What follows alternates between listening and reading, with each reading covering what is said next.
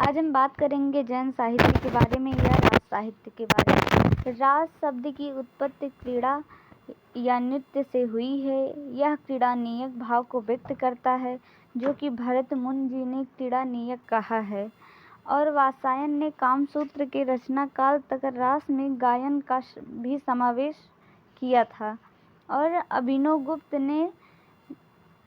अभिनवगुप्त ने रास को एक प्रकार का रूपक माना है। अभिनवगुप्त जी ने रास को एक प्रकार का रूपक माना है और वे कहते हैं, अभिनवगुप्त जी, वे लोक जीवन में श्री कृष्ण की लीलाओं से जोड़कर देखते हैं। ये अभिनवगुप्त जी जो है रास को श्री कृष्ण की लीलाओं से जोड़कर देखते हैं। और आगे हम बात करेंगे जैन तीर्थंकरों का जीवन चरित्र तथा वैष्णव अवतार की कथाएं जैन आदर्शों के आवरण में रास नाम से पद्यबद्ध हो गई। यही स्वरूप जैन साधुओं ने स्वीकार कर लिया, जो कि जैन साधुओं ने स्वीकार किया। और आगे हम बात करेंगे जो प्रसिद्ध जैनाचार्य हेमचंद्र ने सिद्ध हेमचंद्र शब्दानुशासन नामक पुस्तक में व्याकरण को विशेष रूप से उल्लेखित किया, जो कि यह पुस्तक हेमचंद्र जी की आती है, शब्दानुशासन, सिद्ध हेमचंद्र शब्दानुशासन। यह जो कि जैनाचार्य हेमचंद्र जी हैं, उनकी यह रचना आती है। और आगे हम बात करेंगे अपभ्रंश में जो लिखा गया, जो हेमचंद्र जी का ग्रंथ लिखा गया है, वह शब्दानुशासन वह अपभ्रंश में लिखा गया हुआ है। और एक शब्दानुशासन आती है रचना, जो कि किशोरीदास वाजपेयी जी की आती है। वह हिंदी की जो है व्याकरण का ग्रंथ माना जाता है। जैन साहित्य में जो कि रचनाएं आती हैं, उसके बारे में हम बात करेंगे। जो कि पहली रचना आती है श्रावकाचार्य, जो कि देवसेन की रचना है। और इसका जो समय है 933 ईस्वी है। इसमें दोहों की जो संख्या है वह 250 दोहे हैं। और यह श्रावक धर्म का इसमें वर्णन मिलता है। और इसकी जो रचना है, इसमें दोहा छंद का प्रयोग किया गया है। और इसमें गृहस्थ जीवन धर्म का वर्णन को केंद्र में बनाकर लिखा गया है। इसमें गृहस्थ जीवन को केंद्र बनाकर करके लिखा गया है। और आचार्य शुक्ल जी के अनुसार अगर हम देखेंगे, बात करेंगे, इसकी भाषा अपभ्रंश का अधिक प्रचलित रूप लिए हुए है। जो कि इसकी श्रावकाचार्य जो रचना है देवसेन की, यह इसकी भाषा जो है अपभ्रंश का अधिक प्रचलित रूप लिए हुए है। जैसे कि जो जिड़ सासड़ भाष्यु, जैसे जो जिड़ सासड़ भाष्यु, सो मही कहिए सारू, जो पालहि सही भाव करी, सो सरी पावई पारू। और जैन साहित्य में जो कि दूसरी रचना आती है, वह आती है भारतेश्वर बाहुबली रास, जो कि इसकी समय सीमा जो है 1184 से 84 ईस्वी मानी जाती है। और इसके जो रचनाकार हैं वो शालिभद्र सूरि जी हैं। और आगे हम बात करेंगे मुनि जिन विजय ने इस ग्रंथ को जैन साहित्य की रास परंपरा का प्रथम ग्रंथ माना है। मुनि जिन विजय जी ने इसको जैन साहित्य का जो है प्रथम ग्रंथ, वैसे प्रथम ग्रंथ जो है वह श्रावकाचार्य को माना जाता है, लेकिन मुनि जिन विजय जी ने भरतेश्वर बाहुबली रास को ही, जो कि शालिभद्र सूरि जी की रचना है, इसको पहली रचना इन्होंने माना है। और इसमें हम बात करेंगे छंदों की, तो इसमें 205, और हमने श्रावकाचार्य में देखा था तो उसमें 250 दोहे हैं छंद, और इसमें जो है 205 छंद मिलते हैं। और यह जो है एक खंड काव्य है। तीसरी रचना आती है जो कि चंदनबाला रास, जो कि आशु कवि जी की आती है यह रचना। और इसकी जो समय सीमा है वह 1200 ईस्वी है। और यह 35 छंदों का एक लघुखंड काव्य है। और इसके बारे में हम बात करेंगे। इसका अंत जो है चंदनबाला रास का जो ग्रंथ है, यह इसका जब अंत होता है तो यह करुण रस से इसका जो है अंत होता है। और इसकी नायिका जो है वह चंदनबाला है, जो कि चंपा नगरी के राजा दधिवाहन की पुत्री थी। और आगे चौथी जो रचना है बात करेंगे शालिभद्र रास, जो कि इसकी समय सीमा है 1209 ईस्वी। इसके लेखक हैं जिनधर्म सूरी। पांचवी रचना आती है उपदेश रसायन रास, जो कि जिनदत्त सूरी जी की है। और इसके बारे में हम बात करेंगे तो इसमें जो है 80 छंद का यह जो है नित्य गीत परक ग्रंथ है। और रास काव्य परंपरा की शुरुआत यहीं से मानी जाती है। छठवीं रचना है नेमिनाथ रास, जो कि सुमतिगढ़ की है। यह रचना जो है 1213 ईस्वी में लिखी गई है। और सातवीं रचना आती है जो कि नेमिनाथ चौपाई या चौपई, जो कि आती है विजय चंद्र सूर्य जी की। और 12 मासा का वर्णन जो है इसमें मिलता है।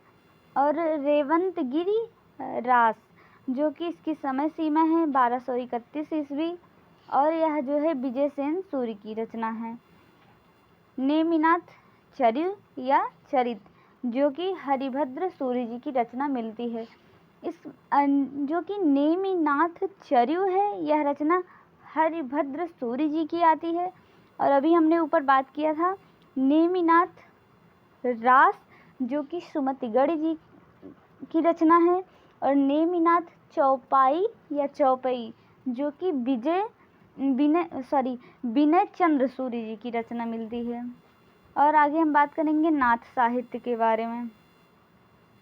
नाथ साहित्य के बारे में हम बात करेंगे। नाथ पंथ के जो प्रवर्तक माने जाते हैं वह गोरखनाथ माने जाते हैं। यह प्रश्न कई बार पूछा गया हुआ है। और नाथों की संख्या अगर हम बात करेंगे तो इनकी जो है संख्या 9 मिलती है। और नाथ संप्रदाय को निरंजन मत या अवधूत मत भी कहा जाता है। नाथ साहित्य जो हम पढ़ते हैं, जिसके अंतर्गत गोरखनाथ जी की चर्चा होती है और नवनाथों की चर्चा होती है। निरंजन मत के हैं ये लोग, अवधूत मत के भी ये लोग हैं। और हम बात करेंगे निरंजन का जो अर्थ होता है, वह निरंजन कहने से अर्थ जो है जिसके रंग रूप का निर्धारण ना किया जा सके।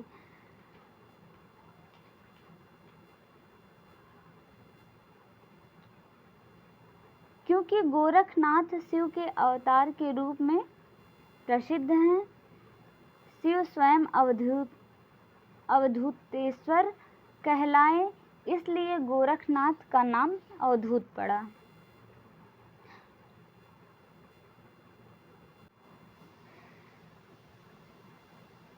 ब्रजयानी सिद्धों के भोग प्रधान साधना की प्रतिक्रिया स्वरूप विकसित साहित्य को ही नाथ साहित्य कहते हैं।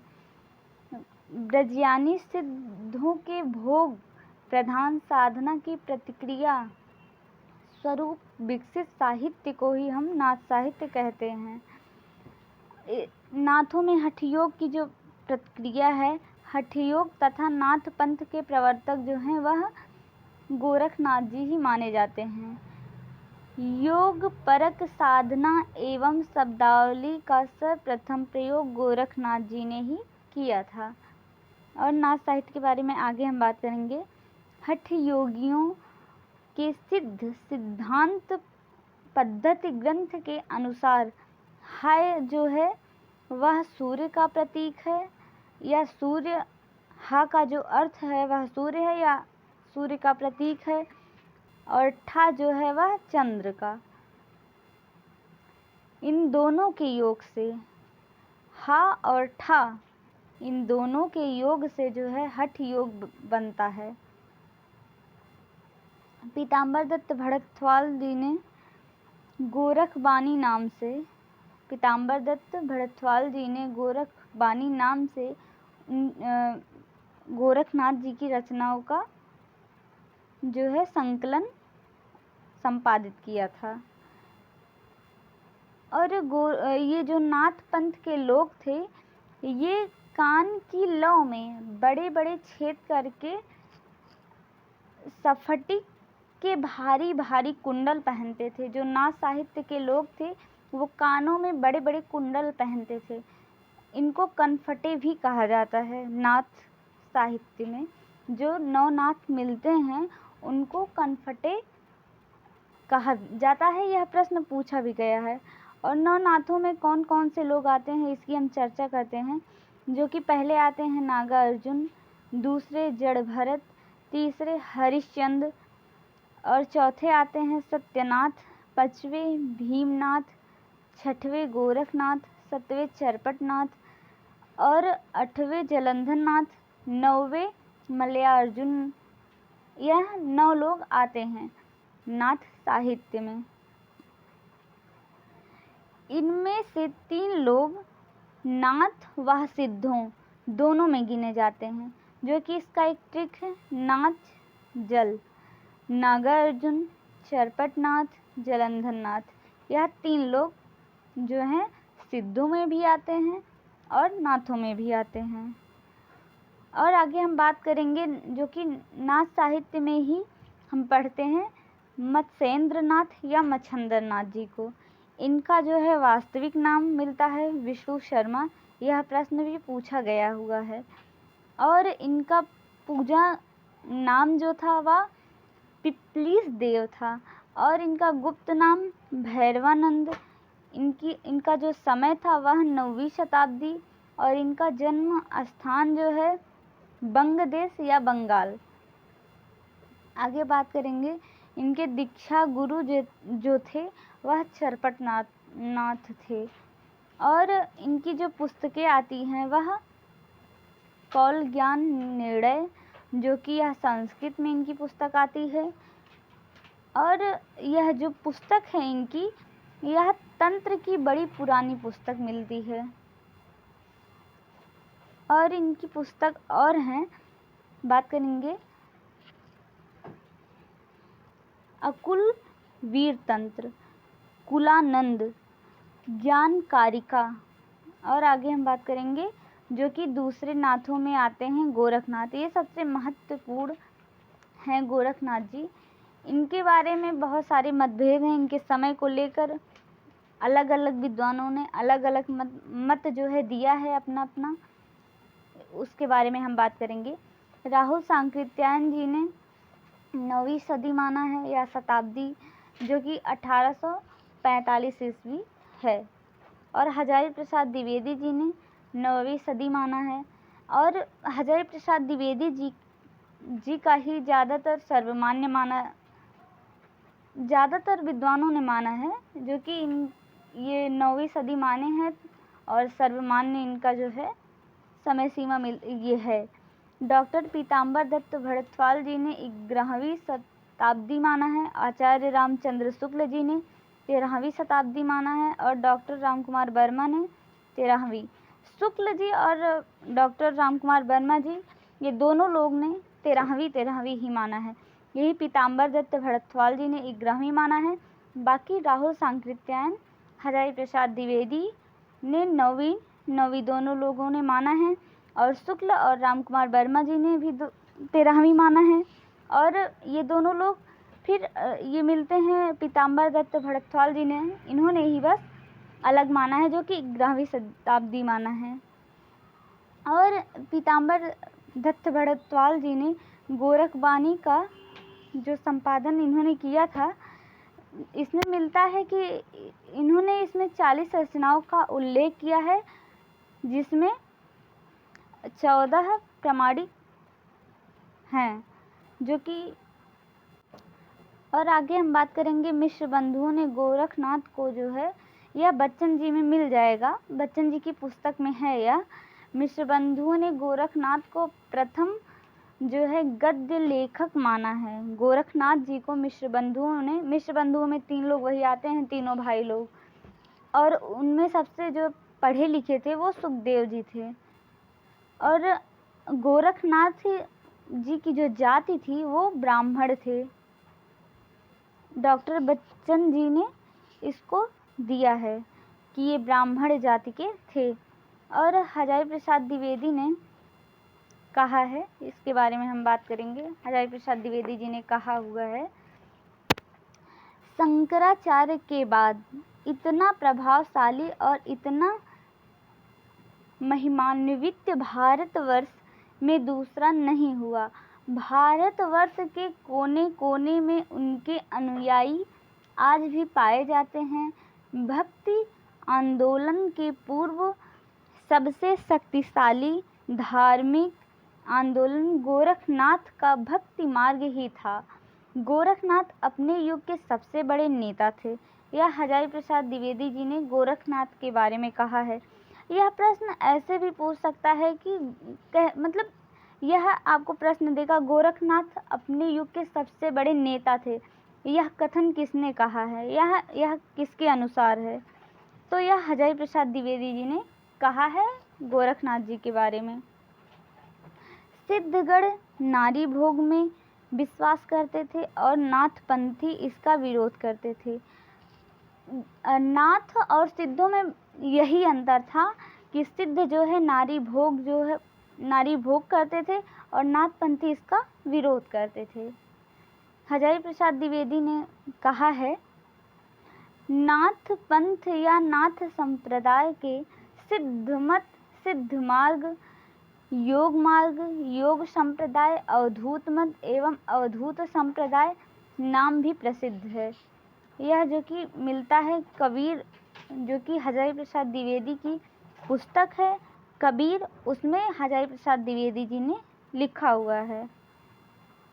गोरखनाथ की 14 प्रामाणिक जो रचनाएं मिलती हैं उसके बारे में हम बात करेंगे। पहली रचना आती है शबदी, और दूसरी आती है पद शिष्या, तीसरी शिष्या दर्शन, चौथी प्राण संकली, और 5वीं नरवई बोध, और 6वीं रचना आती है अभय मात्रा जोग, और 7वीं आती है आत्मबोध, और 8वीं रचना जो की आती है 15 तिथि, और 9वीं सप्तवार, और 10वीं ज्ञान तिलक, 11वीं रोमावली, और जो कि 12वीं रचना आती है वह है ज्ञान चौतीसी या चौतीसा, और 13वीं रचना जो की आती है पंचमात्रा, और 14वीं रचना आती है महेंद्र गोरख बोध।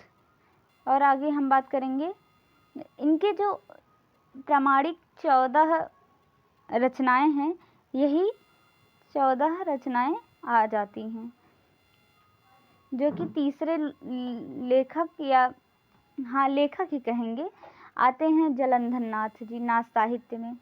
इनकी जो रचनाएं आती हैं वो पहली रचना है विमुक्त मंजरी गीत, और दूसरी रचना हुंकार चित्र, तीसरी भावना क्रम। इनके गुरु जो हैं वह आदिनाथ आते हैं, और इनका जो है उपनाम बालनाथ। यह पूछा गया है कि इनका उपनाम क्या है, तो इनका उपनाम है बालनाथ। और आगे हम बात करेंगे रासो साहित्य के बारे में। अब हम आगे रासो साहित्य के बारे में बात करेंगे।